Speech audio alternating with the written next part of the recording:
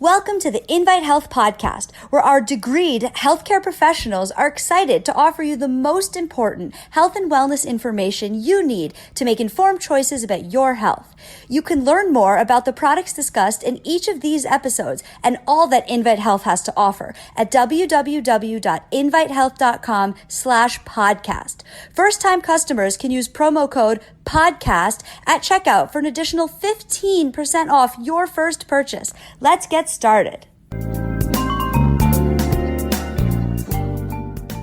When we think about antioxidants in the body, many people will think immediately of vitamin C, and there's a really good reason as to why you should think about vitamin C. Vitamin C is utilized in so many different pathways in the human body, and it really is quite critical and essential for our overall survival. Many times when we think about vitamin C, people have heard about, oh yeah, you take some vitamin C if you feel like you're coming down with the common cold. It's real good for your immune system.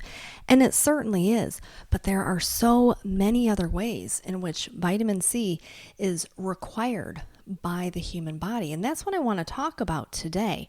I am Amanda Williams, MD, MPH, and today we're going to delve into vitamin C. We're going to talk about why this really powerful antioxidant, this vitamin that plays such a critical role in our health, what it's actually doing. How is vitamin C being utilized in the human body? Well, one thing that we know is we know that as humans, we do not internally produce vitamin C. So it's not this endogenous antioxidant such as glutathione, which is produced within the human body. So we know that we have to acquire vitamin C from different dietary sources. Now, for the most part, many people will get enough vitamin C to avoid things such as scurvy. But are we getting enough vitamin C that we get into that category of having the ability to promote cellular longevity? And that's what the key is. So there was a really, really interesting study that came out just a couple of years ago talking about the impact of vitamin C on our overall health. This was published in the Journal of Epidemiology Community Health, where they were looking at just how impactful having adequate vitamin C in the body was when it came to all-cause mortality. And they found that people who had the highest levels of vitamin C had a significantly lower risk of things such as heart disease as well as cancer. In this study, what they actually assessed was looking at the long-term impact of vitamin C on human health. So they took a group of people that they followed over the course of 15 years, it was actually 16 years, and they were looking at their serum blood levels. So they were looking at the actual amount of vitamin C that was circulating in their body. And what they found was that those who had the highest levels in their blood of vitamin C had a 25% reduction in all-cause mortality. And that's some really important information to look at. You just say, just vitamin C alone, when they looked at all of these other factors, just being in the group that had the highest vitamin C levels led to longer lives. And this is why we have to really understand what it is that vitamin C is doing when we think about longevity, when we think about aging gracefully. We know that vitamin C actually has this potential to reverse these different age-related abnormalities. And this is really something that we should focus in on and say, are we getting enough vitamin C on an everyday basis? We know that vitamin C is certainly critical when we think about our immune system. We talk about the innate, which is the initial, and the adaptive, which is the delayed immune response. We know that vitamin C is critical to that, which is why when we think about vitamin C, for many people, we think, okay, if I have a cold, I should take vitamin C. Well, the reason why is because we know that vitamin C helps by these immune boosting properties that it yields. So it helps to promote the actions of different things like phagocytes, which go through and they kind of chew up all of these different intruders, we'll call them. So bacterias, for example, and fungus. So the phagocytes go through and they eat all of these up. And we know that vitamin C helps to promote that activity. We also know that vitamin C helps in terms of the activation of T cells, which are white blood cells that go through and kind of scan through the body looking for any detectable levels of infection. So any of these foreign invaders, once again, that may find their way into our system. This is why vitamin C has always been linked to the boosting or the strengthening of our immune system. So we know this. We know its important role there. We know it's beneficial when we talk about oxidative stress and easing inflammation. We know that this is part of the infectious process. So if we can target the oxidative stress and we can target the inflammatory responses, and this is definitely a very good thing that we should be doing. We also have to look and say, okay, well, beyond what we know in regards to vitamin C's role when it comes to the immune system, what else is it doing? How else is it benefiting us? Well, we know from this major study that looked at people's serum blood levels and tracked this and trended different disease outcomes over the course of 16 years, we know, well, hey, there was a link with having higher vitamin C levels and lower cardiovascular risk. There was a link with having higher vitamin C levels and lower chance of developing cancers. So we know that vitamin C is doing so much. Well, what people oftentimes don't recognize is the role that vitamin C plays when it comes to bone health. Now, this is really quite interesting. We know the role that vitamin C plays in collagen and for the cross-linking of collagen. So understanding collagen is the most abundant protein in the human body. When we think about connective tissue, when we talk about bones, skin, tendons, ligaments, all of these things in which collagen is providing that strength. So we know that vitamin C is required for this. Vitamin C is needed in order for the body to synthesize collagen. So this is why for many people, they'll say, oh, I'll take collagen along with vitamin C. Yes, definitely a very good idea because the two play hand in hand together. Actually, collagen is going to have a difficult time really doing what it needs to do in the absence of vitamin C. But then we take it that step further. We say, well, how is it beneficial for bone health? And this is where we get into the really interesting science. And there was a study done in 2018 where they were looking at vitamin C intake and a lowered risk of osteoporosis. That is correct, a lowered risk of osteoporosis. And this was published in the Frontiers of Endocrinology journal where they were talking about how the supplementation intake of vitamin C could reduce the risk of osteoporosis, fractures, and bone mineral density loss. So they did this meta-analysis where they were looking at all of the different studies that were assessing and analyzing the role that vitamin C played. And they found specifically that vitamin C was playing a huge impact on bone health, including not only fending off the oxidative stress that can contribute to bone loss and the loss of bone density, but they also recognize that vitamin C plays a really important role when it comes to the bone reformation. So for the development of new bone, and this is really key, and many people would never think about vitamin C and bone health.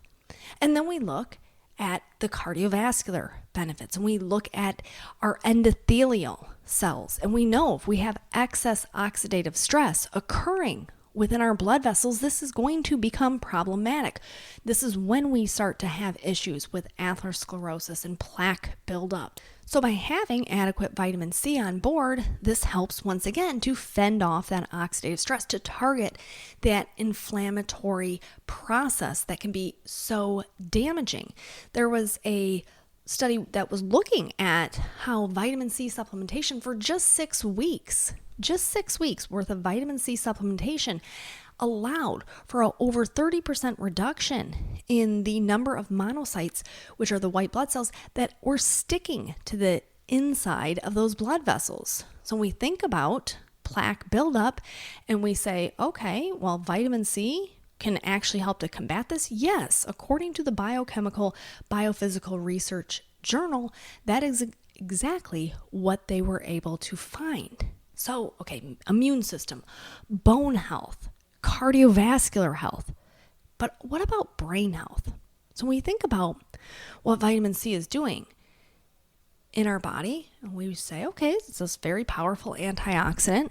We know we need it for collagen. We know we need it for our bone. We know it's very beneficial for our cardiovascular system and our immune system.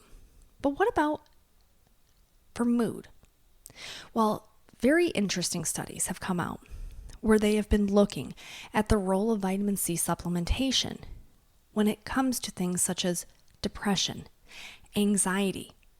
And they did a really remarkable study in a pediatric population. This was published in the Nutrition Journal, where they were looking at the efficacy of vitamin C as an alternative, or in some regards as an adjunct, so meaning taking in addition to fluoxetine.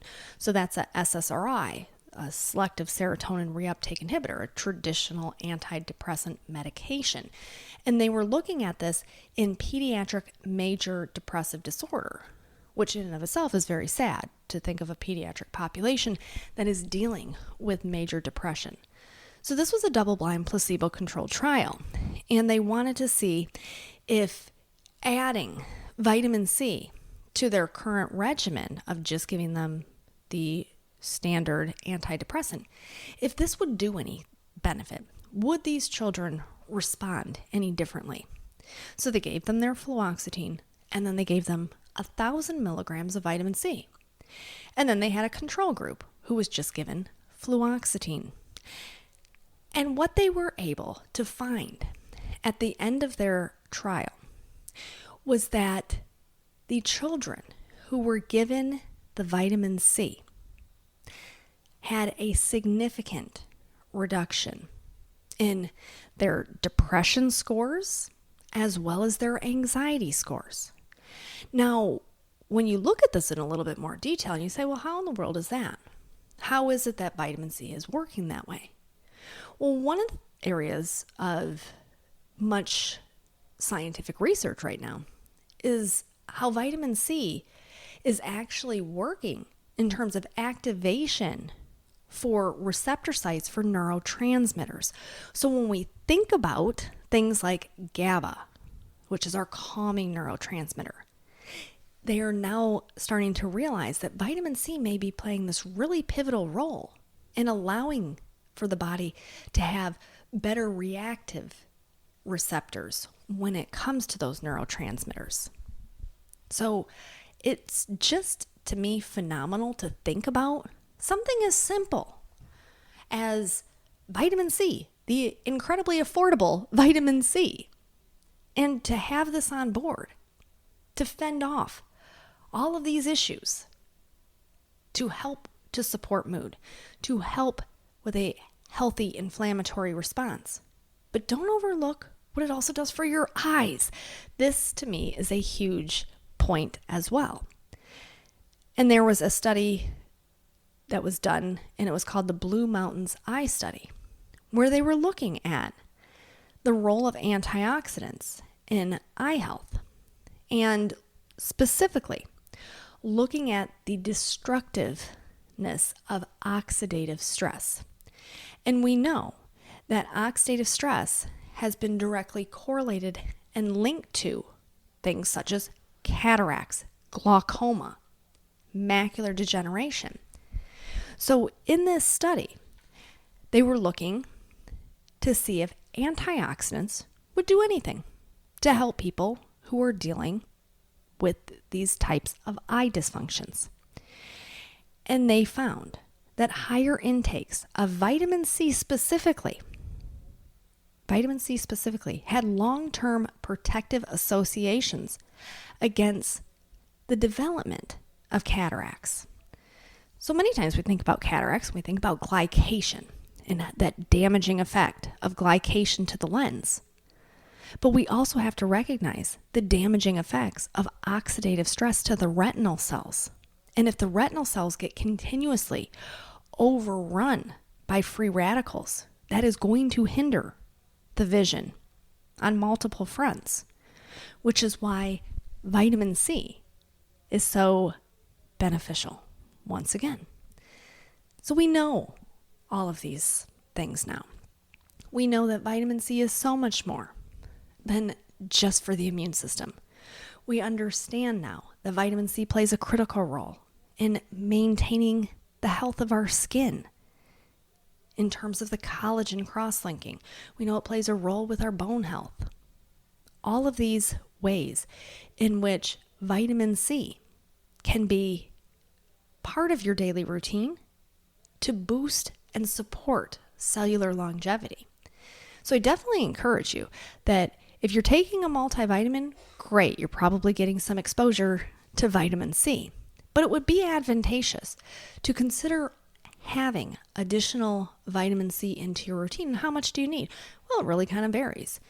For some people, maybe 500 milligrams per day. For others, 1,000. For some, maybe 3,000 milligrams per day. Kind of depends on what your underlying health concerns are.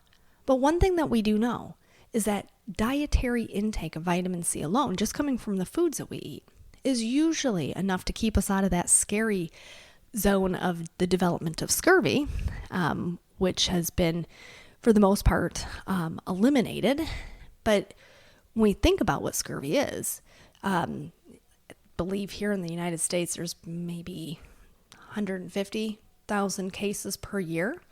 But we do know that, scurvy is certainly a real thing, and people sometimes will experience, bleeding gums, or they bleed easily.